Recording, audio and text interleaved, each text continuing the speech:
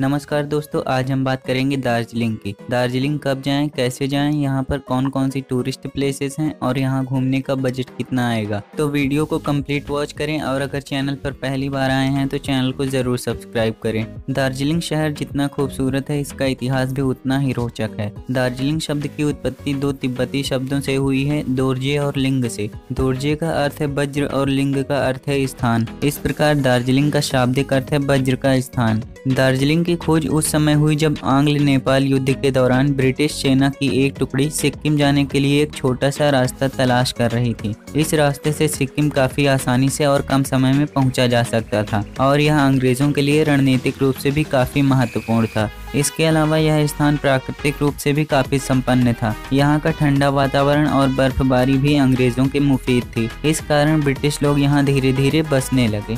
दार्जिलिंग कैसे पहुँचे? दार्जिलिंग देश के सभी प्रमुख शहरों से वेल कनेक्टेड है। अगर आप हवाई मार्ग के जरिए दार्जिलिंग आना चाहते हैं तो यहाँ का नियरेस्ट एयरपोर्ट बागडोगरा एयरपोर्ट है, जो दार्जिलिंग से 90 किलोमीटर की दूरी पर स्थित है। बागडोगरा एयरपोर्ट पर पहुँचने के बाद आपको दार्जिलिंग के लिए टैक्सी मिल जाएगी, जो आपको 2 घंटे में दार्जिलिंग पहुंचा देगी। अगर आप ट्रेन के जरिए दार्जिलिंग आना चाहते हैं तो यहाँ का nearest railway station new Jalpaiguri railway station है, जो दार्जिलिंग से करीब 90 किलोमीटर की दूरी पर स्थित है। असम, बिहार, तमिलनाडु, नई दिल्ली, लगभग सारे राज्य से रेलगाड़ियाँ यहाँ से होकर गुजरती हैं, तो आप बड़े आसानी के साथ ट्रेन के द्वारा यहाँ पर पहुँच सकते हैं। न्यू जलपाईगुड़ी स्टेशन पर पहुँचने के बाद आप टॉय ट्रेन के जरिए दार्जिलिंग पहुँच जाएंगे, जो आपको 7-8 घंटे में दार्जिलिंग पहुँचा देगी। इन सब के अलावा अगर आप सड़क मार्ग यानी बस के जरिए दार्जिलिंग आना चाहते हैं तो सबसे पहले आप न्यू जलपाईगुड़ी के लिए बस ले लें, जो आपको सभी बड़े शहरों से मिल जाएगी। न्यू जलपाईगुड़ी पहुंचने के बाद आप वहां से ऑटो के जरिए सिलगुड़ी बस स्टैंड पहुंच जाइए,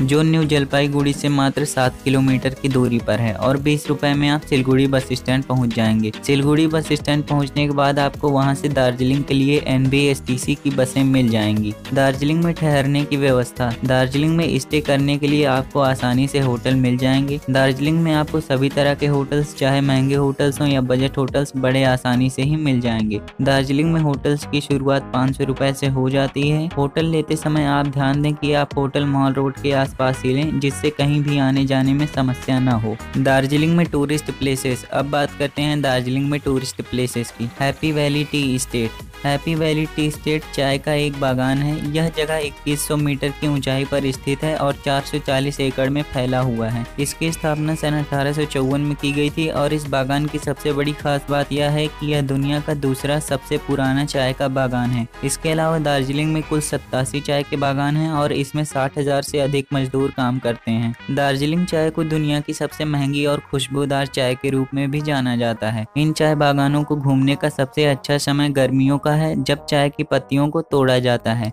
हैप्पी वैली चाय बागान, जो मुख्य शहर से 3 किलोमीटर की दूरी पर है, आप बड़े आसानी से यहाँ पहुँच सकते हैं। यहाँ आप मजदूरों को चाय की पत्तियों को तोड़ते हुए देख सकते हैं। आप यहाँ पर पत्तियों को चाय में परिवर्तित होते हुए भी देख सकते हैं। टाइगर हिल। सूर्योदय के खूबसूरत नज़ारे के लिए टाइगर हिल मशहूर है। समुद्र तल से 2573 मीटर की ऊंचाई पर स्थित टाइगर हिल पर जब सूर्योदय होता है तो बहुत सारे पर्यटक इसे देखने के लिए यहाँ आते हैं। टाइगर हिल का मुख्य आनंद इस पर चढ़ाई करने में है। आपको हर सुबह पर्यटक इस पर चढ़ाई करते हुए मिल जाएंगे। टाइगर हिल के पास में विश्व की तीसरी सबसे ऊंची पर्वत चोटी कंचनजंगा है। 1838 से लेकर 1849 तक कंचनजंगा को ही विश्व की सबसे ऊंची चोटी माना जाता था, लेकिन 1856 में अंग्रेजों द्वारा कराए गए एक सर्वे में पता चला कि विश्व की सबसे ऊंची चोटी कंचनजंगा नहीं बल्कि माउंट एवरेस्ट है, जो नेपाल में स्थित है और नेपाल में इसे सागरमाथा के नाम से जाना जाता है। अगर आप भाग्यशाली हैं और मौसम साफ रहता है तो आप टाइगर हिल से कंचनजंगा और माउंट एवरेस्ट दोनों का दीदार कर पाएंगे। कंचनजंगा चोटी बहुत ही खूबसूरत है। इसकी सुंदरता के ही कारण पर्यटकों ने इसे मोस्ट रोमांटिक माउंटेन की उपाधि से नवाजा है। इस चोटी की सुंदरता पर कई कविताएं लिखी जा चुकी हैं। इसके अलावा भारत के ऑस्कर विजेता फिल्म डायरेक्टर सत्यजीत रे की फिल्मों में कई बार इसे दिखाया गया है। टाइगर हिल को देखने के लिए कोई भी एंट्री फीस नहीं लगती है। अगर आप यहाँ बने टावर पर चढ़ना चाहते हैं तो 10 रुपए देना देना पड़ेगा और अगर आप टावर पर चढ़कर कुछ देर बैठना चाहते हैं तो 30 रुपए चार्ज पड़ेगा। टावर पर चढ़ने के बाद ही आपको कंचनजंगा और माउंट एवरेस्ट दिखाई पड़ेगा। दार्जिलिंग से टाइगर हिल आने जाने का किराया 30 रुपए पड़ेगा और आप जीप के द्वारा यहाँ पहुँच सकते हैं।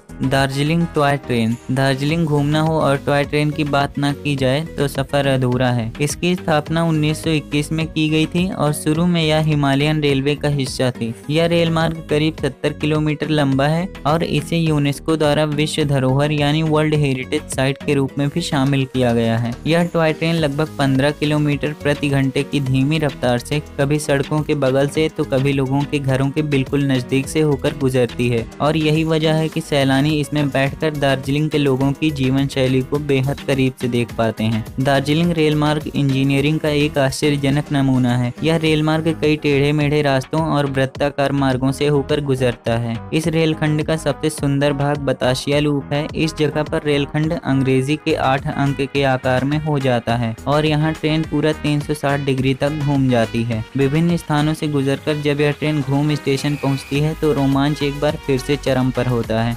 2258 मीटर की ऊंचाई पर स्थित यह स्टेशन दुनिया के नैरो गेज रेल पाथ का दूसरा सबसे ऊंचा स्टेशन है। दार्जिलिंग टॉय ट्रेन में सफर करने के लिए या तो आप 6-7 बजे सुबह तक पहुंच जाएं या शाम के समय जाएं। अन्य समय यहां काफी भीड़ होती है। अगर आप ट्रेन से पूरे दार्जिलिंग को नहीं घूमना चाहते तो आप घूम मठ तक जा सकते हैं। हिमालयन पर्वतारोहण संस्थान। भारत के तेनसिंग नोर्गे और न्यूजीलैंड के एडमंड हिलेरी ने 1953 में विश्व की सबसे ऊंची चोटी माउंट एवरेस्ट पर सबसे पहले विजय प्राप्त की थी। उन्हीं की याद में पंडित जवाहरलाल नेहरू ने 1954 में इस पर्वतारोहण संस्थान की स्थापना की थी। यहाँ एक माउंटेनियरिंग संग्रहालय भी है। इस संग्रहालय में हिमालय की चढ़ाई के लिए किए गए कई ऐतिहासिक अभियानों से संबंधित वस्तुओं को रखा गया है। इस संस्थान में पर्वतारोहण का प्रशिक्षण भी दिया जाता है। यहाँ की एंट्री फीस 25 रुपए है और यह सुबह 10 बजे से शाम 4 बजे तक खुला रहता है। गुरुवार यानी थर्सडे के दिन ये क्लोज रहता है। जापानी पीस पगोडा। विश्व में शांति लाने के लिए इस स्तूप की स्थापना फूजी गुरु, जो कि महात्मा गांधी के मित्र थे, उन्होंने की थी। भारत में कुल 6 शांति स्तूप हैं और जापानी पीस पगोडा उनमें से एक है। इस मंदिर का निर्माण कार्य 1972 में शुरू हुआ था और यह मंदिर 1 नवंबर 1992 को आम लोगों के लिए खोला गया। इस मंदिर से पूरे दार्जिलिंग और कंचनजंगा श्रेणी का नजारा दिखता है। घूम मठ।